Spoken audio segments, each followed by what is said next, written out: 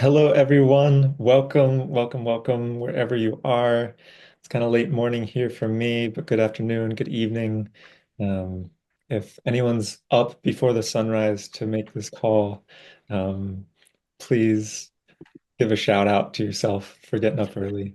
I know we're a truly global community here, and it's always inspiring to see how folks put in the effort to show up. So you are here in a BioFi community of practice space.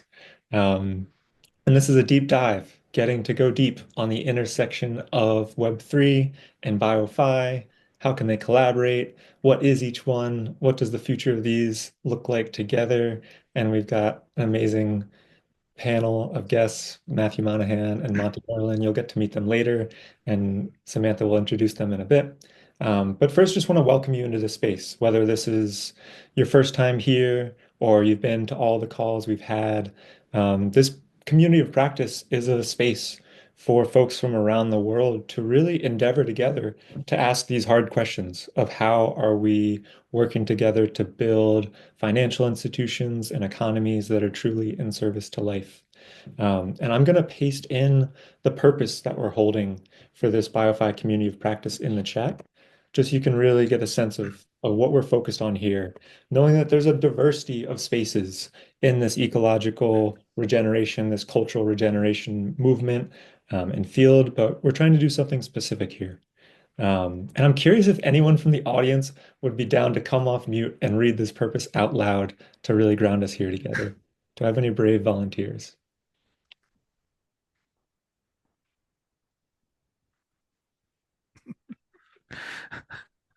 David, is that a I chuckle will. meaning you want to? No, David, perfect. no.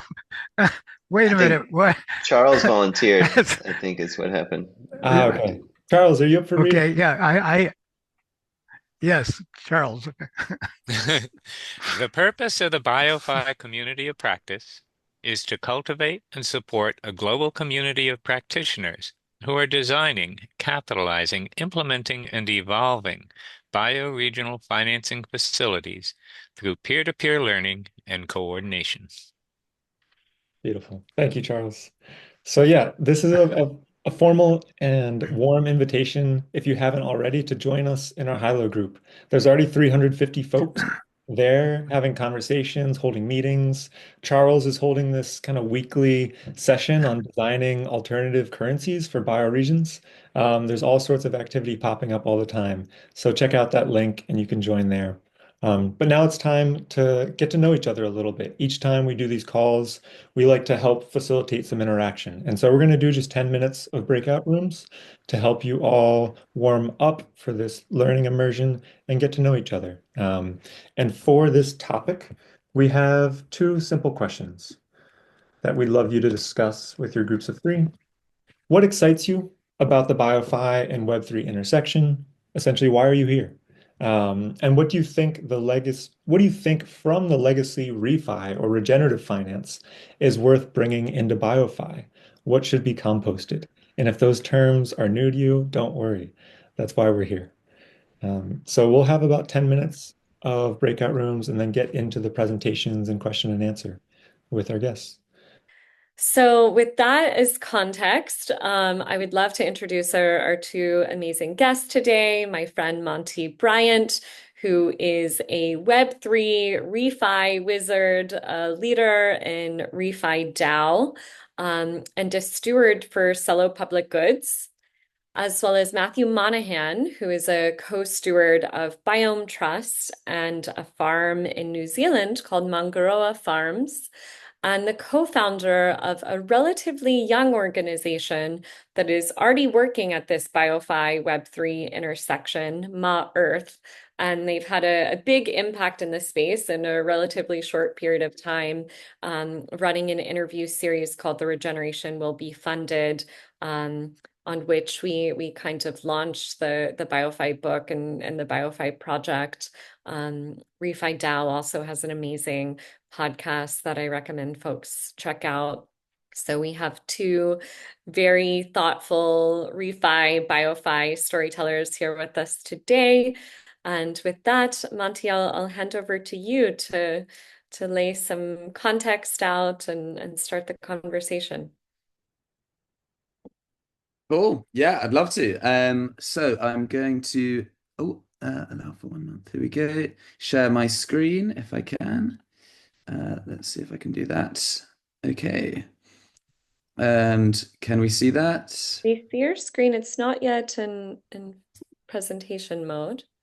Yeah, I can't quite, enter full screen slideshow. Let's try that. Oh, I've got the nice Mac wheel of death as processing happening, some graphics. All right, we'll give Here we it. go. All Can we see right. that? Yes, we're in business. Beautiful. Okay, so I've customized. Oh, it's going to move along. Okay, wait, here we go. Yes. Actually, what I'm going to do is go into full screen mode instead of this slideshow mode. Apologies. These are some very fun pictures of you. Yeah, so this first slide, just thought I'd introduce myself for folks who don't know. I grew up in rural Dorset in the UK. I come from a kind of family of passionate environmentalists and sustainability professionals. My mum wrote this book called The Green Consumer Guide when she was in about my age and sold 1 million copies. And I've been deeply immersed in the environmental and sustainability since since I was born, really, and got absolutely obsessed with this movement called refi, regenerative finance, really at the kind of center of all my interests around economic sustainability, regeneration, and merging this kind of crypto world to see if we can build this new economy, new regenerative economy. So that's kind of a bit of my background. I'm involved in a bunch of organizations in the refi space, and yes, I can. Yeah, there we go. Nice. So I thought I'd kick things off, really. I know I'm obviously immersed in refi every day, but I appreciate a lot of folks here coming in from the BioFi community and elsewhere might have a vague notion of what is this refi, but I thought it would be a good place to start there. So I think at its core, it's based on this idea that our systems are fundamentally broken. We're not going to fix the planet by switching to paper straws. We have a deep systems issue. And money is at the root of, I think, a lot of that. We have this kind of money is king, GDP, profit maximization above all else. And these invisible hands of market forces are somehow heading us towards kind of total systemic planetary collapse. And it would be quite good if we could not do that, is the idea. And so we all are kind of probably aware in this call of the story of regeneration, a new kind of paradigm. I'm going to kind of skip through this, as I assume people are pretty aware of the regenerative paradigm as it compares to sustainability and degenerative systems, extractive systems. I love the 8 forms of capital. What a brilliant framework for how we move away from an economy that prioritizes only financial capital to seeing that holistic view of what value is really, and how do we get towards a kind of holistic wealth. Of course, it's about moving from the kind of neoclassical economics where the economy subsumes everything else and is our master, to where actually seeing the humanity and economy as within and a part of the environment.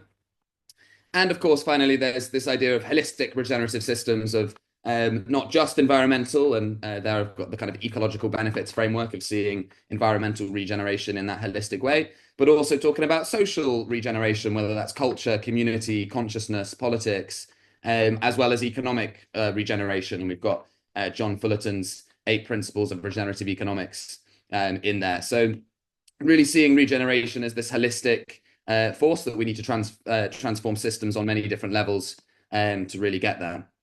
And so I see refi or regenerative finance as a really integral pathway towards creating that regenerative future that we're all probably here to think about. And yeah, refi is, for me, really how do we redesign and reimagine financial and economic systems towards those models that prioritize the holistic well-being of people and planet. And yeah, obviously it stands for regenerative finance, and that term has a kind of relative history stemming from regenerative economics and the more traditional space. But this kind of refi abbreviation really has origins, I think, in about the 2021 crypto bull market, kind of stemming out of DeFi or decentralized finance, when these two organizations, KlimaDAO and Toucan Protocol, managed to onboard about 10% of the world's global carbon markets on chain, billions of dollars worth of volume. And yeah, this ReFi acronym was born. And really all of these organizations started flowing into the space of using kind of a Web3 AI, digital measurement reporting technology, basically these advanced technologies in supporting the visions and practice of regenerative finance. So yeah, that's kind of ReFi, and it's how do we create this regenerative flywheel of people and resources flowing into these regenerative systems that we build, creating that holistic wealth and well-being. And yeah, so we've got some of ReFi's key building blocks. I've mentioned its history in regenerative economics, Web3 and decentralized finance. And there's a movement, adjacent movement as well, called decentralized science, or DeSci, of course, artificial intelligence, and around this community building, culture, memes, I think are all key parts of this ReFi movement. And so yeah, putting that in kind of practice to go a little bit less theoretical and sort of ground that a little bit. What does that look like in practice? Well, I think we could start, say, with some planet positive actions, whether that's like in forestry or regenerative agriculture or cleaning up our oceans or circular economies, real world actions on the ground that are improving the planet. And then we move into that digital space of how do we measure, report, and verify what's going on, whether that's the people on the ground, the smart sensors, smart technology, drone satellites, ways of validating that the actions on the ground have actually happened.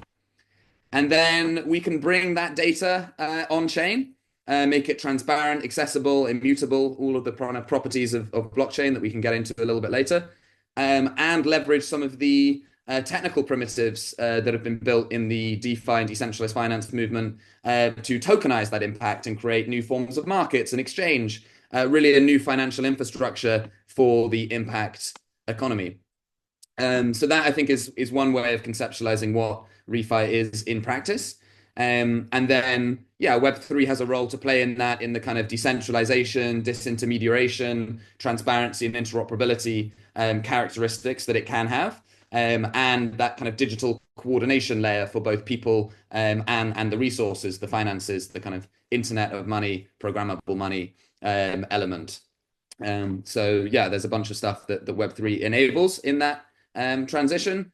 And really, I think it's centered on how do we build this new open, fair, democratized financial system that sits apart from this kind of traditional finance system that we're locked into. We're all at it every day, locked into our national economies, the current financial system, which we all know is sending us towards this bad place. We need to experiment with building new systems. Previously, these systems were only really being able to be built by like large banks or governments. And now with Web3 and ReFi, we can actually experiment with new forms of money, new forms of governance, new economic systems. And so the key here is, if built with the right intention and in the right way, because you can, of course, use these tools to build all sorts of extractive or degenerative economic systems, like, with maybe some meme coins and scams and whatever. But actually, if we design these with the right intention and then in the right way, we can bootstrap a kind of regenerative economy globally without necessarily needing to wait for the governments and the corporations who are currently deliberately dragging their feet in this transition. So yeah, so what does the ReFi landscape look like at the moment? I think this is we collaborated with Carbon Copy to create this kind of State of ReFi 2024 report. So do check that out if you're interested to dive deeper. But it provides quite a nice map of some of the leading projects and the various kind of categories, whether it's from ecological currencies to microfinance and loans and universal basic income and ecological credits and measurement, reporting, verification, and you can see the kind of categories that here. There are many more projects than this, but this is kind of a snapshot of some of the sectors out there that I think are really exciting. Cool. So that was my whistle top tour of ReFi and what that is. And I'd love to go into what ReFi DAO is, just briefly as well, cover what we've been doing in the space. But I see Samantha, you've unmuted. Do you want to? Yeah, just to say, a lot of context and history there, Monty, and you covered that in a very concise and compelling way. So thank you. Excited for part two. Thank you. Thank you. Nice. Cool. So ReFi DAO, I mentioned that this ReFi movement was born when this influx of carbon credits, about 10 to 50% of the global supply came on chain. And there were all of these founders, investors, money coming into the space under this ReFi term. And that was really when ReFi DAO was born. Initially, it was bringing together all of these founders and investors who are coming into the space to try and create containers for that, kind of like a sort of incubator program. We ran 3 cohorts of what we called founder circles to kind of lay the groundwork for some of the organizations and facilitate collaboration between them. Yeah, we have the ReFi podcast Samantha mentioned. I think we've got Maya here, who's the awesome new host of ReFi podcast season 4. And yeah, that's been an awesome journey, the ReFi podcast. And yeah, we also do a lot of events. We funded about probably over 100 events now across the globe, bringing ReFi into countries all across the globe, just to start thinking about what is this regenerative finance thing all about. And that kind of all laid the foundations for these local nodes, which I'll get into in just a sec. But yeah, this is a bit more on the kind of culture studio. We have the kind of main ReFi podcast, but we also have our nodes do various other podcasts. I think maybe we have Carla on the call, who does an awesome ReFi podcast in Spanish, and our ReFi Lisbon node did a podcast in Portuguese. Rika does that. And a bunch of other blogs, industry reports, all kind of market intelligence and education in the ReFi movement. And yeah, so all of that kind of laid the groundwork for this local node architecture, and the kind of combining that in real life element with this online community that we built, and really seeing a local node as this community driven hub for actually implementing and innovating on these regenerative finance tools, tailored to those local needs and regional kind of potentials, instead of staying all the time up in this Web3 conceptual cloud space. How do we actually build things for real people, real communities in the real world, and create that sort of bridge? And so that was the kind of idea behind these local nodes. And this was our last kind of count in Q2 2024 of the local node network. We need to do a kind of updated end of 2024 map, but these are some of the local nodes that we have across the globe, which has been really exciting journey to see how they've kind of emerged and the kind of unique focuses and efforts of each one. And we do a bunch of other things. We've developed some toolkits. We've done an incubator program. We support the nodes in various ways.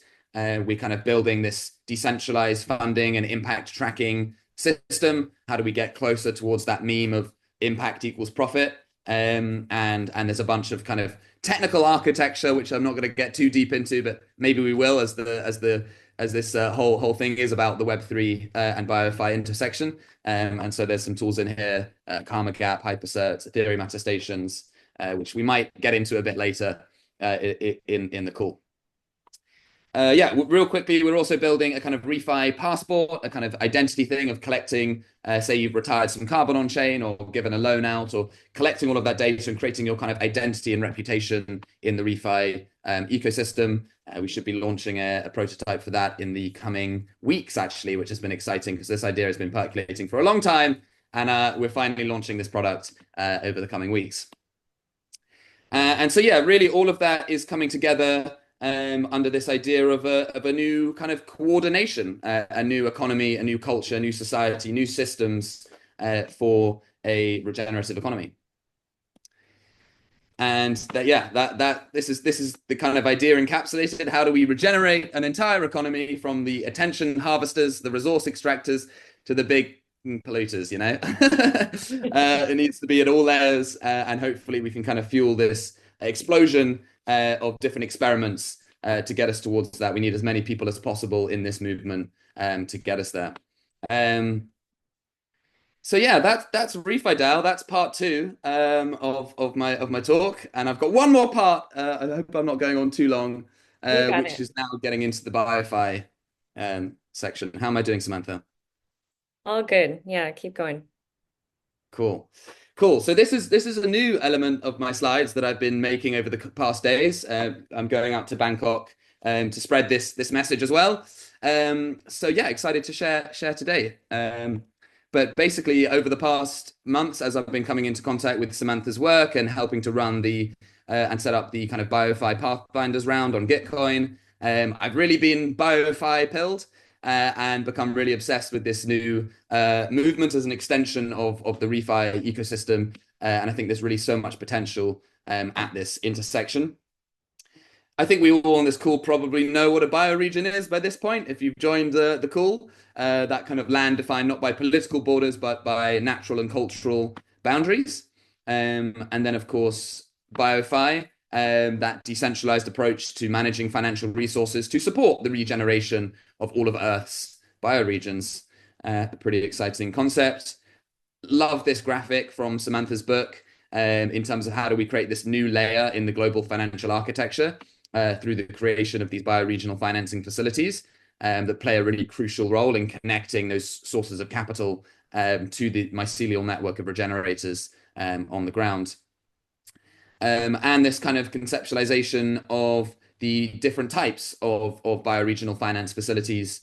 How do we get those financial resources to flow through these institutions as opposed to perpetuating the current forms of extraction and centralization in our current systems.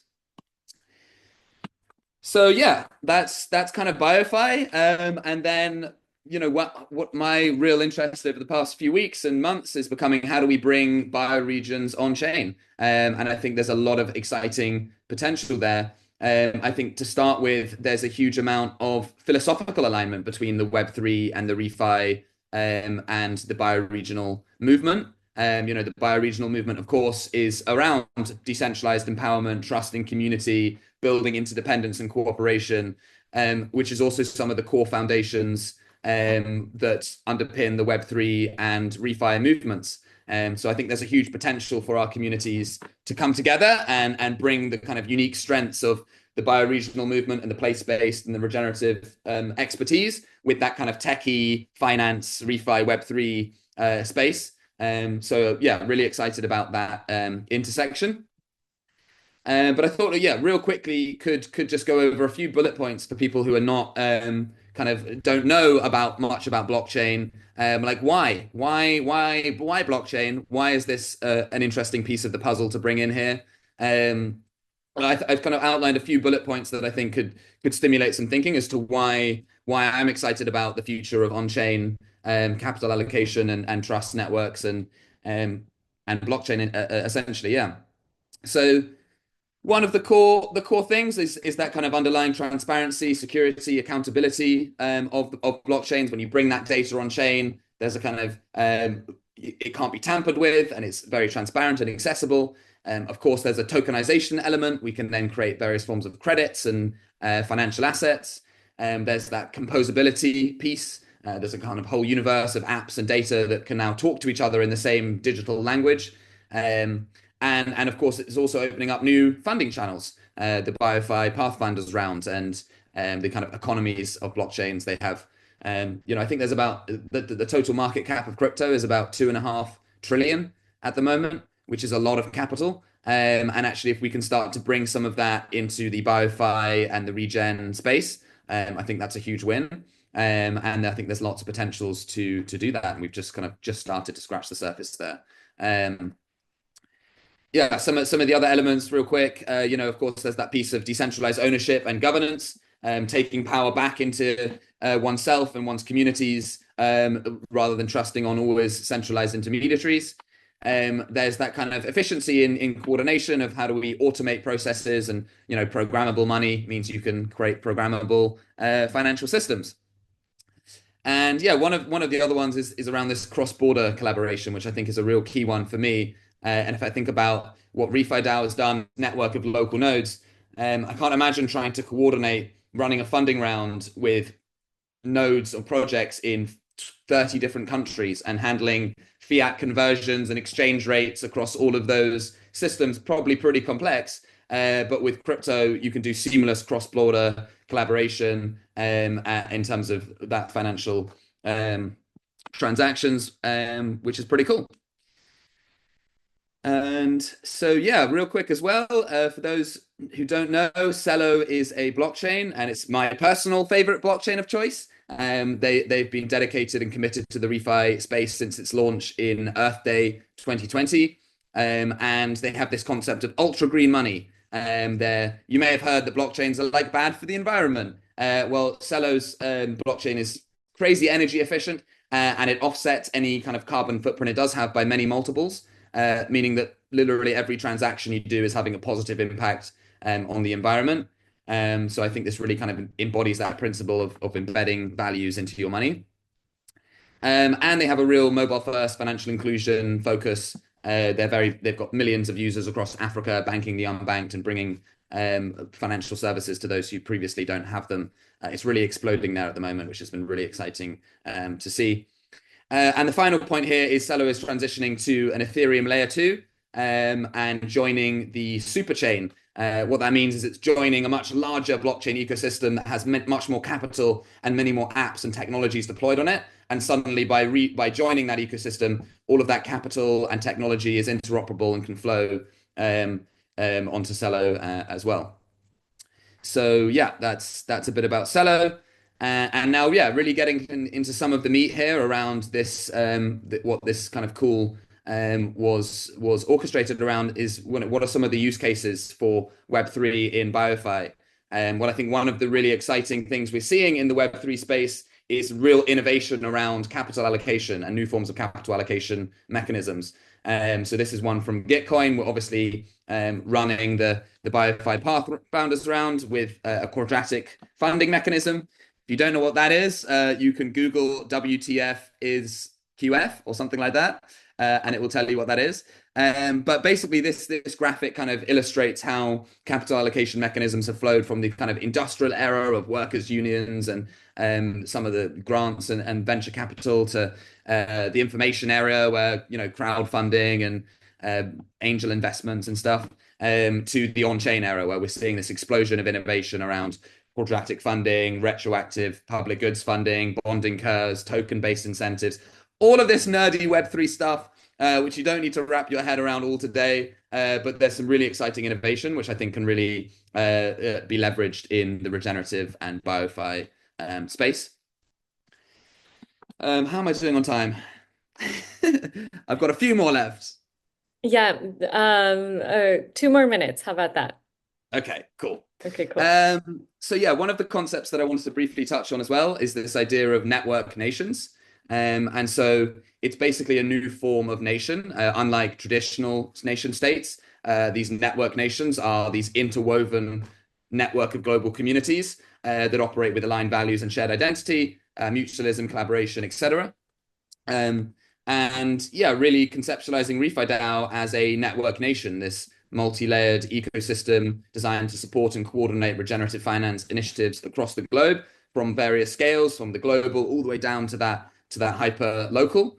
And kind of each layer of that is operating in an autonomous way, but is connected to the wider whole. And so we kind of have like RefiDAO global organization that provides some overarching governance organization frameworks. And then these kind of regional nodes, and that kind of includes bioregional nodes, but also national nodes and cultural nodes. Don't need to get into that, but that's the kind of next layer. And then all the way down to the local, the city level, the sub-region, and the hyper-local context. And really what that's about is creating a kind of architecture so that you have this network of autonomous communities. You start up a Refi Lisbon node, you decide what are the local needs of Lisbon, what are the funding priorities, what are the projects we want to support, what are the people that we want to have part of this regenerative economy in Lisbon. But at the same time, you're maybe part of the Refi Mediterranean bioregional organizational structure and collaborating across your bioregion and collaborating with the Refi and Web3 communities across the globe. And by having that kind of structure, you kind of create this overlapping sovereignty and interdependence between the network that has a bunch of features here that you can see on screen, but I'm not going to read through them. So yeah, so that's kind of RefiDAO. And then taking it even a layer up on that, recently we started the kind of Regen Coordination Initiative, essentially saying, okay, ReFi DAO is this network doing a bunch of things. There's also Green Pill Network. There's also Cello Public Goods. There's Let's Grow DAO. There's the BioFi Project. There's Climate Coordination Network. There's Open Civics. All of these amazing organizations that are sitting at the intersection of Web3 and regeneration and kind of building networks of projects and institutions to finance and coordinate that work. And so really bringing those organizations and others together. We've run a whole variety of different programs. You can see here the kind of kickoff round and the BioFi Pathfinders round and a bunch of other things coming soon. We've raised a bunch of funding. And I was just talking to Samantha, like how do we get from the kind of sub 100K to raising, millions, if not tens of millions, for this movement in the future. And I think there's a real roadmap towards getting there. I will pause on this slide for a sec because I was quite proud of remaking this slide from Samantha's book. But essentially, this is a remake of the tree diagram, basically showing how we've got the kind of various Web3 sources of capital up here: Gitcoin, Giveth, Cello Public Goods, Optimism, Web3 philanthropy, these kind of financial resources. And then there's the kind of regen coordination layer, whether that's ReFi DAO, BioFi Project, Green Pill. And then those resources then flow to that portfolio of regenerators on the ground. And on the other side, we kind of have the impact measurement side flowing into a data commons and then the kind of reporting and credit. So there's a kind of, ecosystem here of what do the flows look like in the different layers, which I think is quite cool. So wrapping up really, this is my kind of thesis is that BioFi is the next frontier for ReFi. It's an extension of the ReFi movement, but I think there's high alignment and huge potential here to really scale the ReFi movement and do so with this architecture that Samantha and others have kind of pioneered. So I'm really excited, and I think there's a huge opportunity here. We know that trillions of dollars worth of value needs to flow into the regenerative economy if we have any chance of beating this thing. And I think we have a real roadmap here with BioFi and ReFi to really be a key piece in that transition and mobilize billions of dollars of capital in that journey. And so final slide. How do we get there? I think we do know that Web3 has a bit of a user accessibility problem at the moment.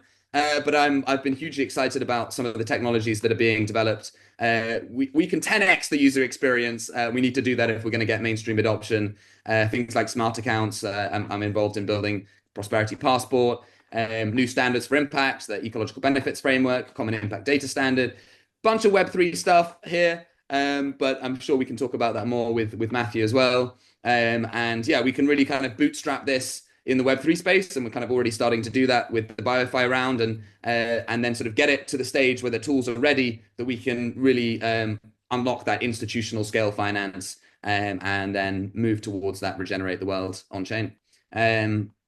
So that's the kind of roadmap maybe, and that's what I've got for you today. So it's a pleasure being here. Glad I could share these slides, and look forward to chatting with Matthew and everyone else in this call. Answer any questions or kind of keep the conversation going. But you can reach me on Twitter or Telegram at Monty Merlin. But thanks a lot. Thank you, Monty. Wow, what a whirlwind tour, compelling vision. So much there, really beautiful slides. Oh my gosh. I'm loving the graphics that you and your team have been working on. And thank you for shouting out the BioFi Pathfinders round. I thought, Tyler, maybe you could come in and just say quickly what that is before we hand it over to Matthew, and then we'll move into Q&A. But for folks that I'm sure have a million questions, thoughts, and reflections for Monty, feel free to start putting those in the chat, and Monty can start responding to them, and then we'll give you a chance to come in with your voice after we hear from Matthew. Beautiful. Yeah, just very briefly, Monty mentioned a couple times this BioFi Pathfinders Gitcoin round. And Gitcoin is this ecosystem in the Web3 space that has been allocating funds to build public goods. And traditionally, those public goods have been Web3 infrastructure, protocols, tools, literal programming that is open source and open access as a public good.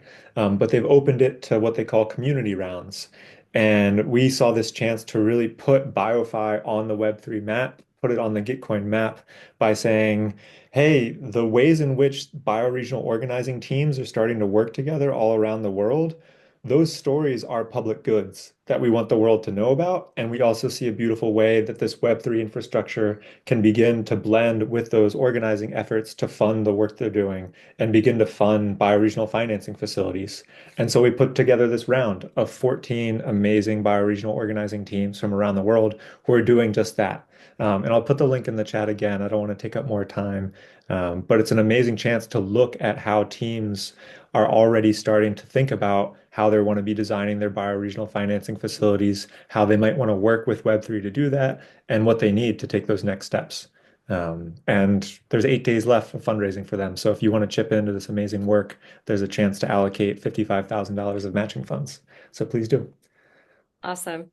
Yeah, we're really excited to start applying the theory behind BioFi in a real way and with real bioregional organizing teams. And with that, I'm excited to hand it over to my friend Matthew Monahan, who I will say was one of the first people that saw the promise of BioFi and was a seed funder for the BioFi book and has supported me in the storytelling around BioFi from the beginning. And Matthew and his team have been stewarding this amazing organization called Ma Earth that is working in this Web3 BioFi space.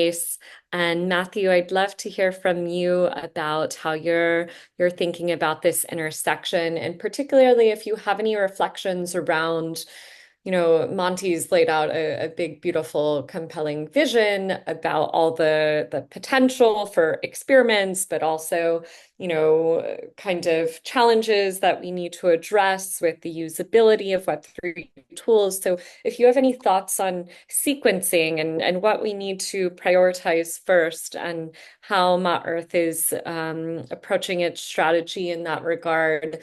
And if you want to talk a little bit about hypercerts, I know the crew would love to hear about your work on that as well. Right. And I'll share my screen as well, just to have a few pictures and Awesome. accompany. It's a pleasure to be with everyone, and I knew I was excited to join a call of like-minded folks, but I didn't realize I would be going after Monty, which is a very difficult act to follow. Uh, hey, Monty, that was a great overview, macro and deep dive into all things Web3. And yeah, just acknowledgements to you and the Refi DAO community for being, such great synthesizers and visionaries for this work. And as well, just want to acknowledge the BioFi community. I've been watching these calls, usually the recordings when they come out because the time zones. And it's just amazing to see from Samantha saying, hey, I have this idea for a paper to now what this has all become in such a short period of time. So clearly an idea whose time has come, or an idea whose time has become more important than ever. My name's Matthew Monahan. I have a picture of the river where I call home, Te Awa Mangaroa, which is in Aotearoa, New Zealand. And I grew up in the Midwest in the States and spent my 20s in Silicon Valley chasing kind of the entrepreneurial dream, and started a company with my brother. It was a software company. We were digitizing historical records, moving them online, kind of big data before it was big data, and it turned into a genealogy business. We raised venture capital. We did the whole startup thing, hired hundreds of people, had, rapid growth, big crashes, the whole typical Silicon Valley story. And I joke that I was radicalized in Silicon Valley because I really experienced this firsthand look that the amount of capital and the amount of human energy and talent and what we were doing was so incredible and awe-inspiring, but it wasn't really in service to the planet and wasn't really in service to the big challenges of our time. And I felt at the time, this was still many years ago, that I also was really not finding my community of practice around environmental work and around the type of ecological care that I was interested in.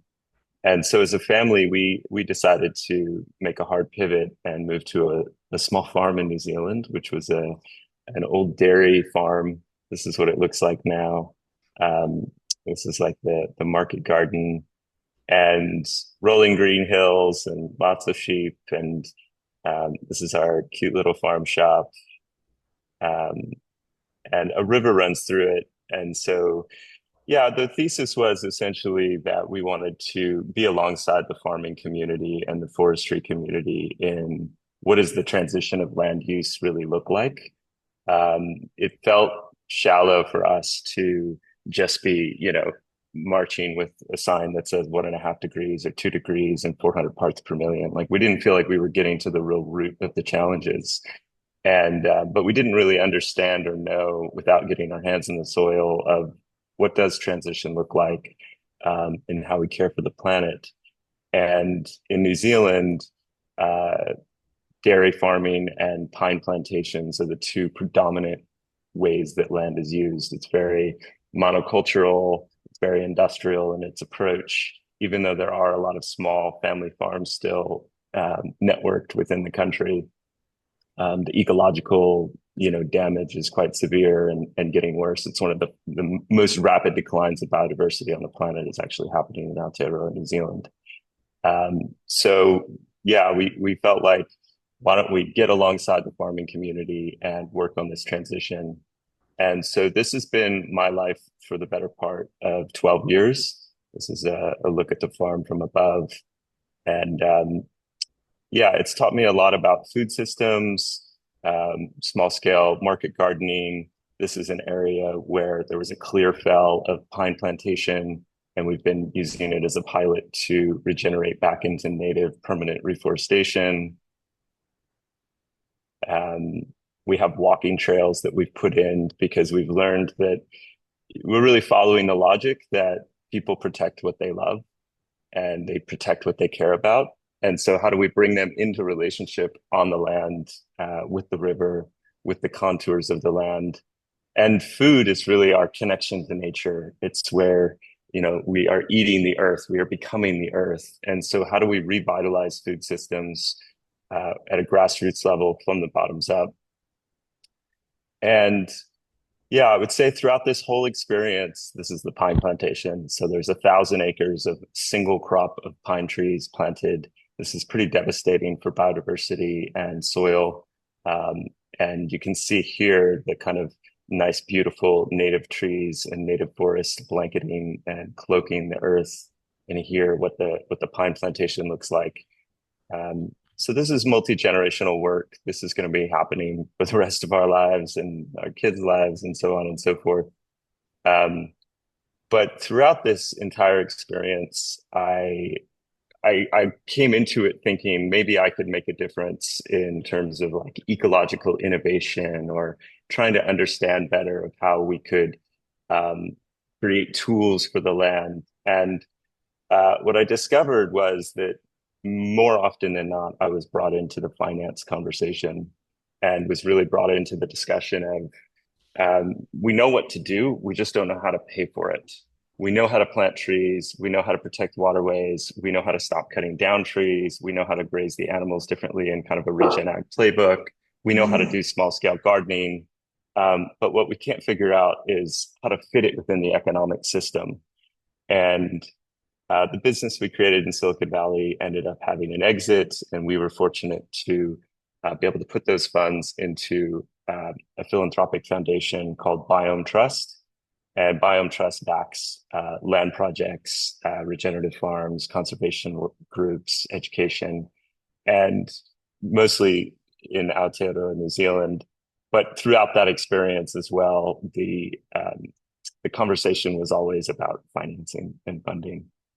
So starting a couple of years ago, I have kind of thrown myself into this new chapter of my life and work around regenerative finance and this intersection with Web3, because I feel frustrated that I have a difficult time seeing how do we get from point A to point B in terms of the world we want to create without getting to the root logic of capitalism, which is capital itself, and the root logic of our financial incentives and the way that the system is designed in how we coordinate around money.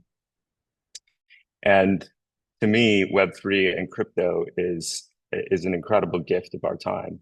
It's fraught with all sorts of issues, and I could spend an hour, giving my critiques of the space and what I think are shadow aspects of the space, and a lot of unintended consequences that we risk in this new paradigm. And I think that the ability to program our money and to democratize monetary policy at the root level is something we've never really had before. And there have been a lot of experiments in things like local currencies, but usually those experiments in the past landed you in handcuffs. It was illegal to, do your own coinage.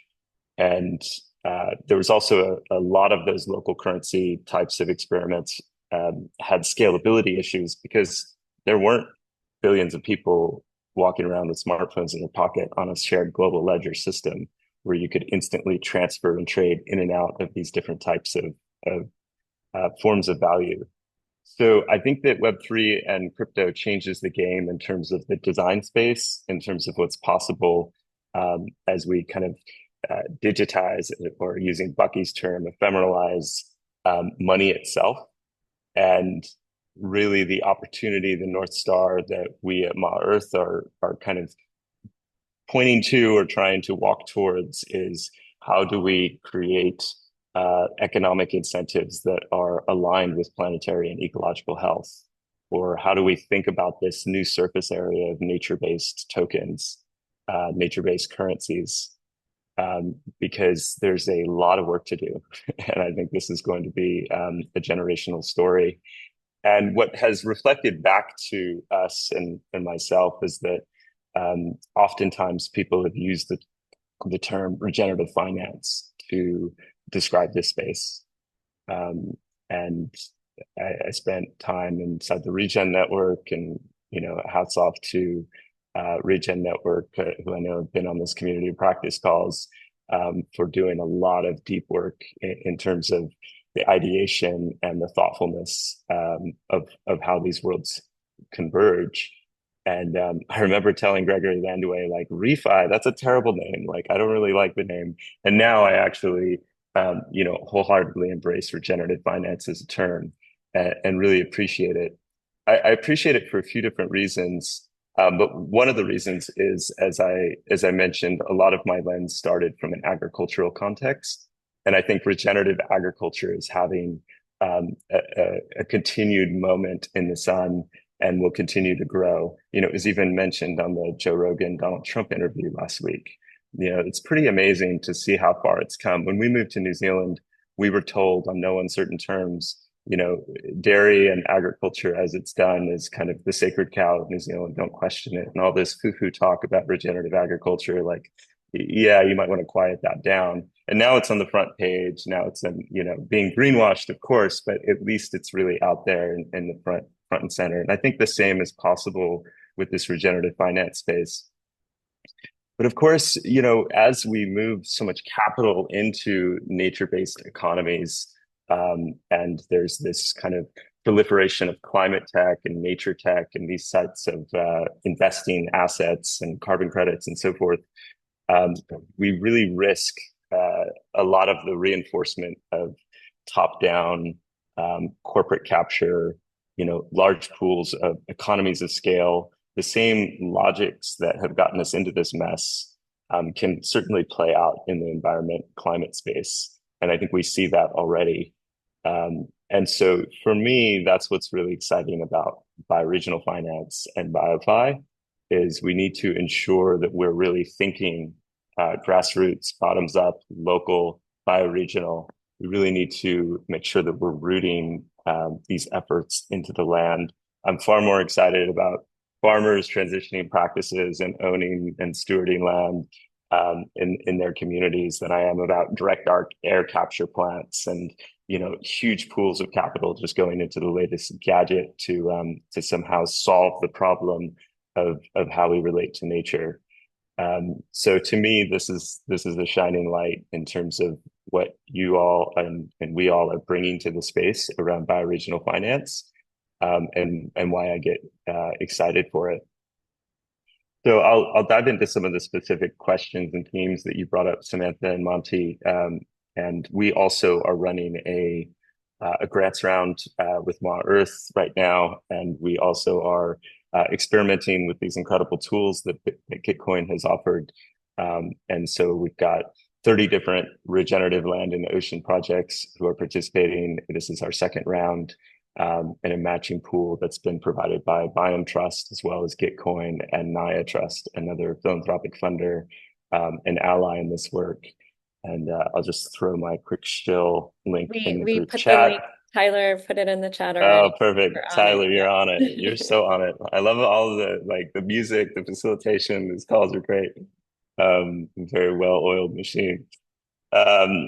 So yeah, I think to me, so we've been interviewing folks in the space, as Samantha mentioned, as part of Ma Earth. And my reflection after something like 125 of these interviews is that the constraint is funding.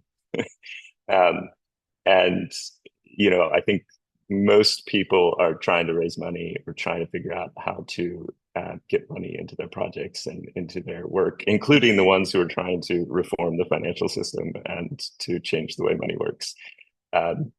So my sense is that we need to work back from that constraint, and that we need to kind of identify what are the funding sources that we're really going after, and be really critical and careful about what are the incentives that underline that.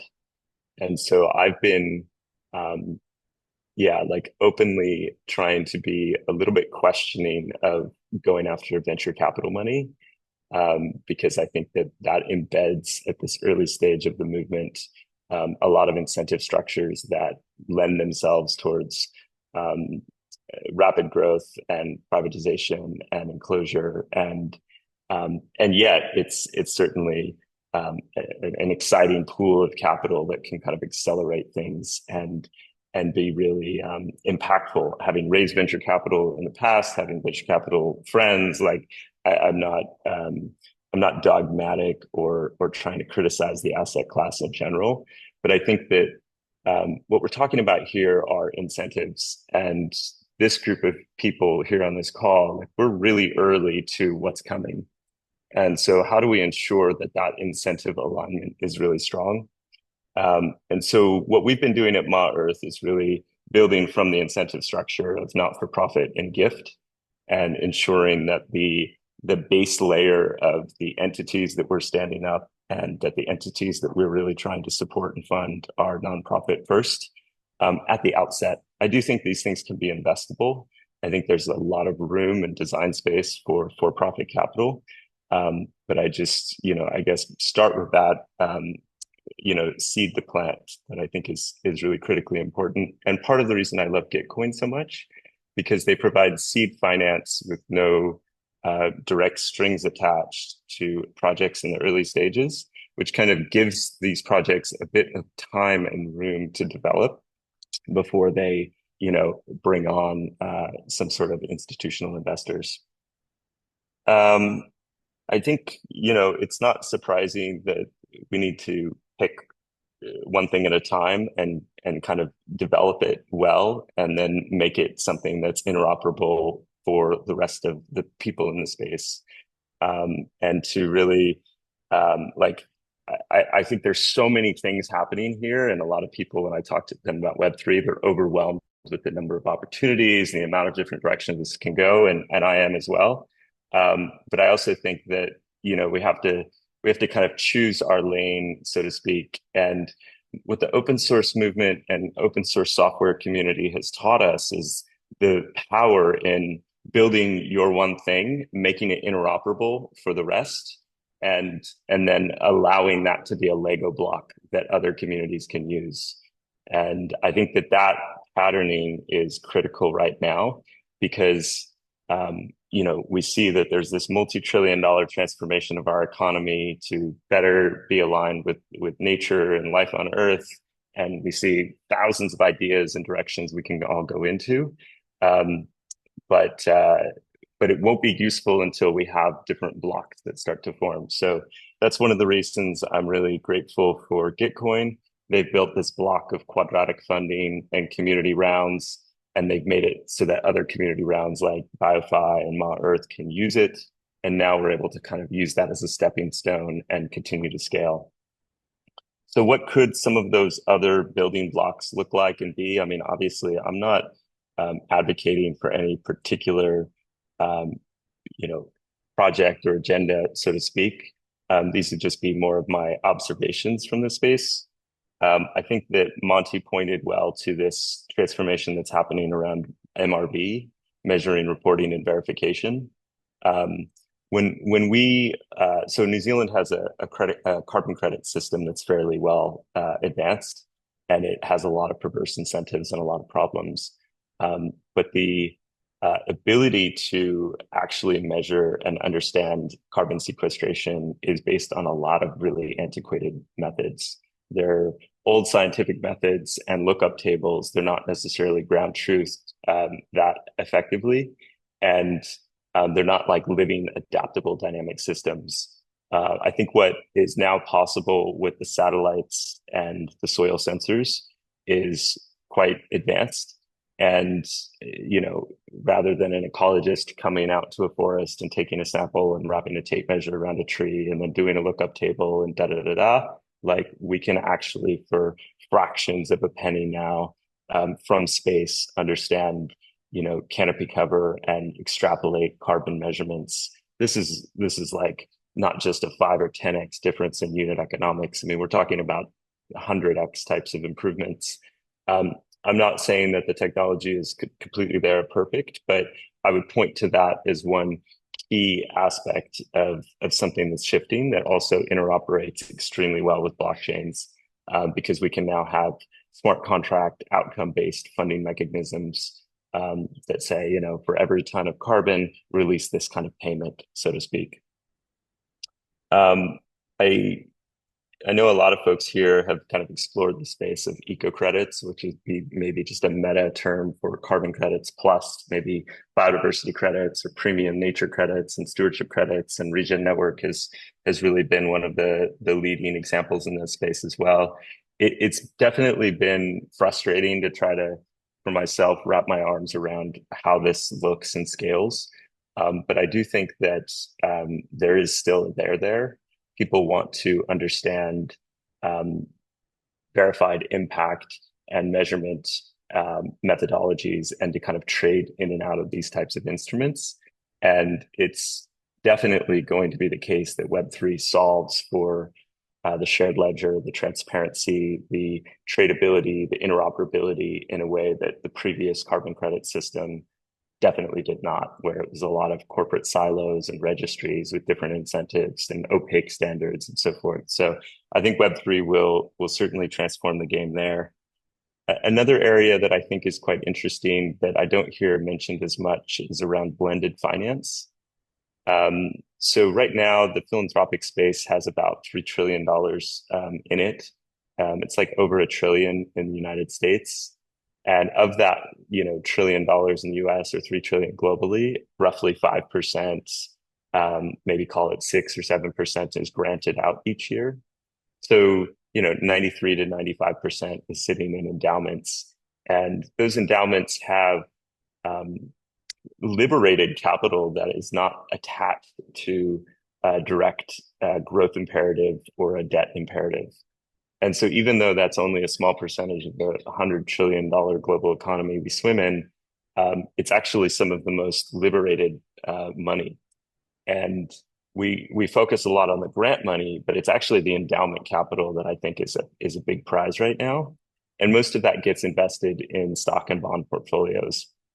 But increasingly, we're experiencing that foundations are open-minded and understanding that it doesn't really make sense to put, $1 into nature and then invest 40 into BlackRock oil rigs. It's like, what are we really doing here, guys? So I think that having the for-profit incentive capital and the nonprofit incentive capital work together in tandem, where we're able to essentially subsidize returns or create market rate types of instruments that are more impact aligned. This often gets referred to as impact investing, of course. So a couple that we've been doing from Biome Trust, not related to Web3, is lending to farmers and foresters for transitioning their lands into either organics, regen ag, or permanent reforestation. And the way those instruments are kind of emerging is that we get a below market rate return. So maybe the market rate would be like a 6 to 8%, debt instrument, or maybe even higher. We might get 2 to 4%, let's say.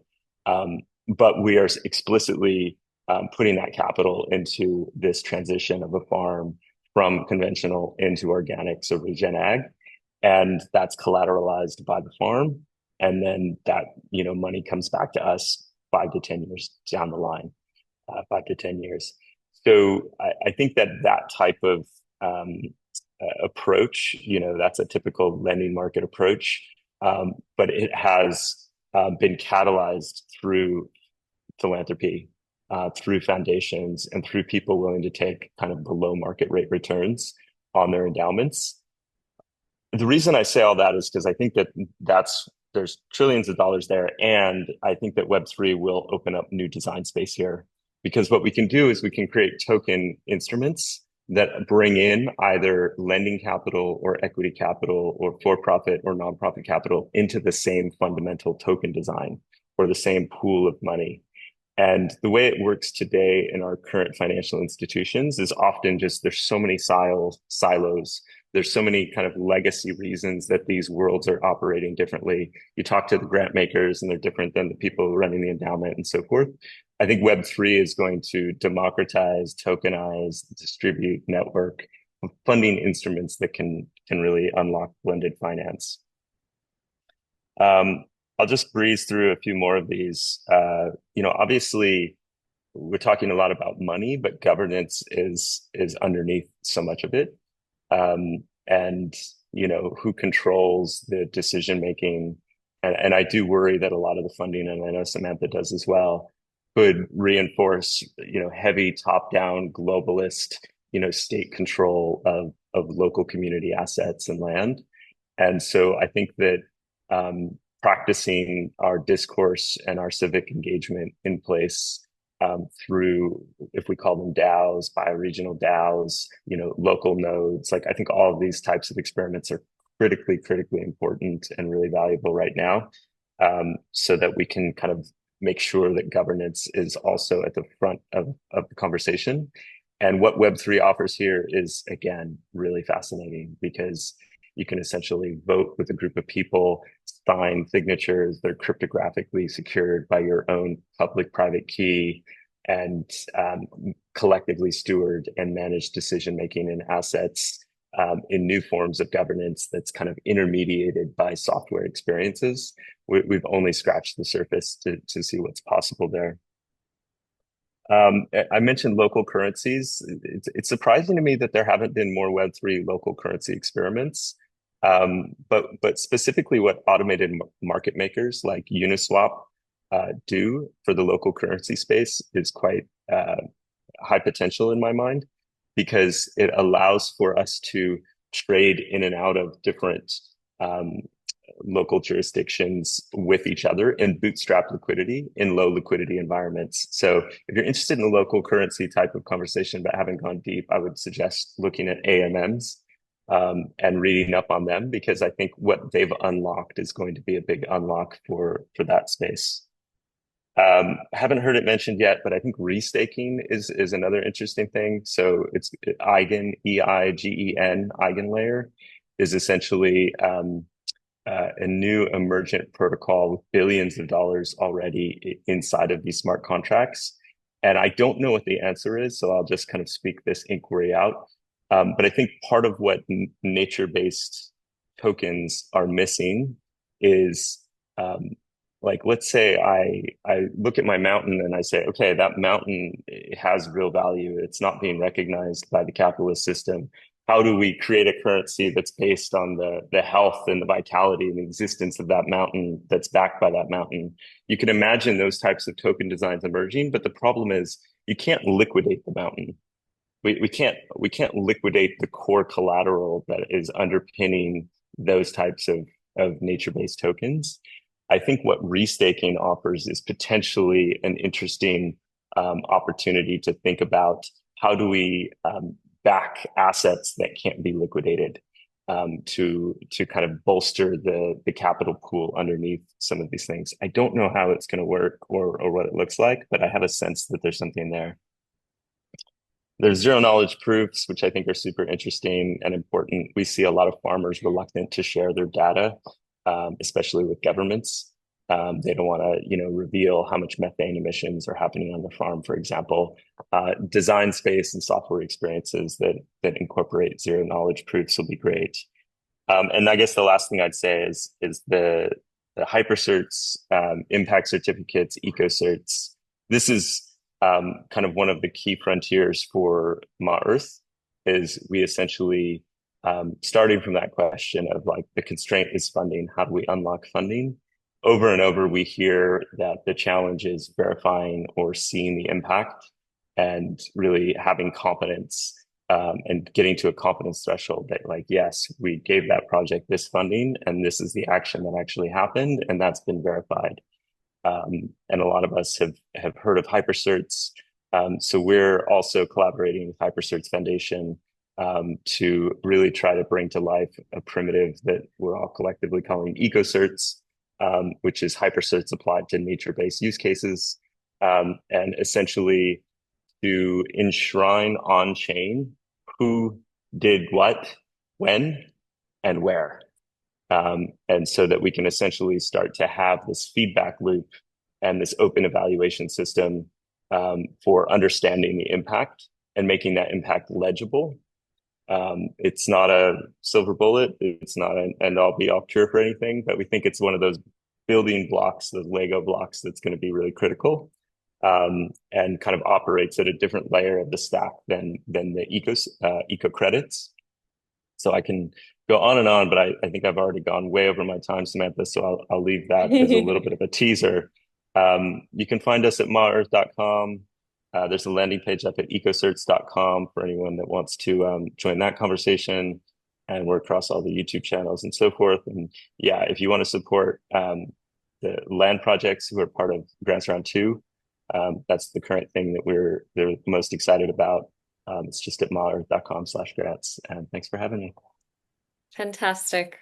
Thank you, Matthew. Yeah, such deep thought and care that's gone into this theory of change and strategy that Ma Earth is working on. And yeah, we at the BioFi project feel really lucky to have amazing allies like Ma Earth and ReFi DAO to be exploring this space with and designing place-based experiments and prototypes and applications of new and emerging technologies and older technologies that maybe hadn't been applied in a place-based way before. So yeah, both these presentations were super rich. And highly recommend checking out some of the 125 interviews Matthew has done with people working in the space. I sent a link to that. I think we have a few minutes for Q&A, not a lot of time, but perhaps Monty and Matthew could jump in the high-low, and maybe Tyler, we can create kind of a Q&A follow-up from the session today in high-low, and Monty and Matthew can take some questions there. But if anyone wants to come in with their voice before we jump, Tyler, I'll hand over to you to facilitate that and close us out. Wonderful. Yeah. So we'll get the recording of this posted in a day or two on Hilo, and that'll be a great place to follow up with questions and keep the conversation going. But I bet we have time for one or two. So go for it, Carrie. What's on your mind? Thanks. I was kind of hoping others might go before me, but thank you both. I am here representing the Global Regenerative Finance Initiative. And yeah, for those of you who haven't discovered Matthew's work, I encourage you to go and just get schooled by all the conversations he's been having in the space. And I guess like the thing that's really sitting on my mind today and always with respect to this emergent conversation is number one, trust, and number two, accessibility. And so I just confess, and I imagine I'm not alone, that as somebody who is reasonably well versed in general, more mainstream conversations around finance with a background therein, I carry a fair amount of suspicion and mistrust of Web3 and what's emerging, and I don't know how to parse that. And I want to trust it, especially when I hear people with such integrity like those on this call today speaking to that. And then the second part is, and relatedly, it's like, how do we, I mean, I speak multiple languages, but this is a language that I haven't been able to grok yet, and I find it really challenging. So I'm just wondering, how can we continue to make the conversation more inclusive for people who already feel very excluded from the mainstream financial system? So those are two biggies, and I realize we can't tackle them both in this conversation, but just, anything you want to share would be helpful.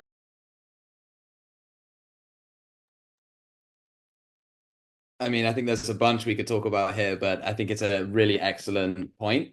And I think we're in such a rapidly evolving space that the technology, you're right, at its present form is still quite inaccessible, complicated, etc. But really having myself and being immersed in it, I see the roadmap towards where we're heading to a future where, we all use the internet every day, but we don't understand how the internet works. And I think in the blockchain space, we need to get away from constantly having to explain all of the technicalities at a deep systems level of how blockchain works, to just having apps that literally anyone and their mum can go on, and all of the blockchain stuff is happening in the background.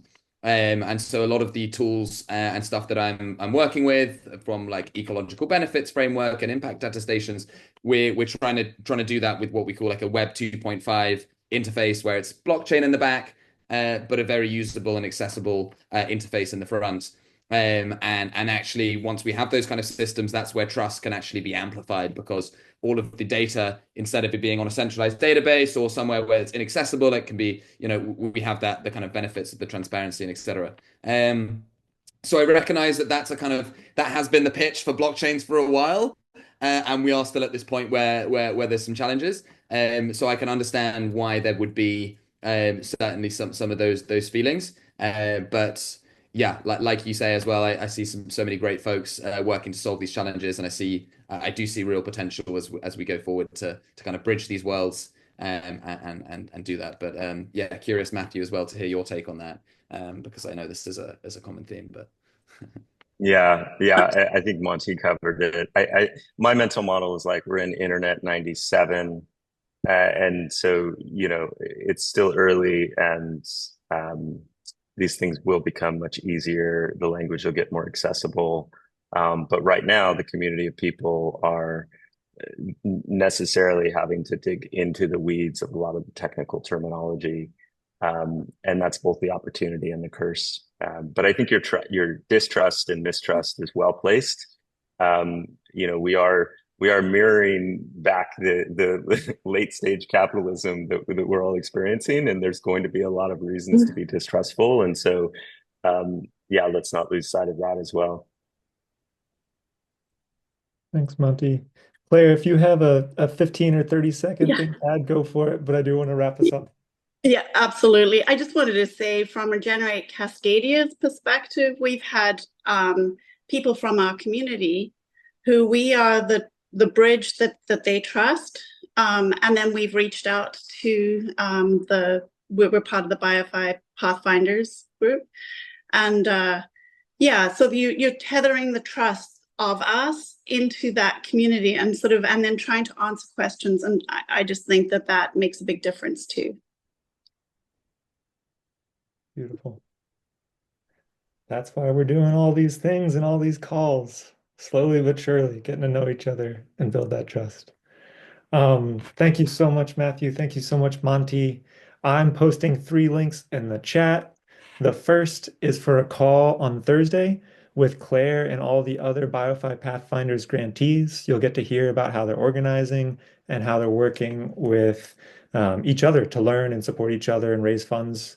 And then there's the link to join the Hilo community of practice, where we'll be posting this recording, where we can carry these conversations forward, where you can meet with Charles Harrison and others talking about bioregional digital currencies. And then that last link is for you to easily add all of our events to your Google Calendar. So thank you all so much. It's a treat to be here with you all. Glad we could end on time. And yeah, please come off mute and say farewell. Thanks for all the heart explosions and rainbow explosions. But it's also nice to hear your voices. So say toodaloo. Thanks, Toodaloo. everybody. Bye, everyone. Thank Thanks. you. Thank Yes, you. bye, Thanks, you, Rach. Charles. everyone. Thank you. Beautiful work. Thanks, guys. Great meeting. This is Thanks, awesome. everyone. Welcome Thanks to the all. future. Thank you. Thanks, folks.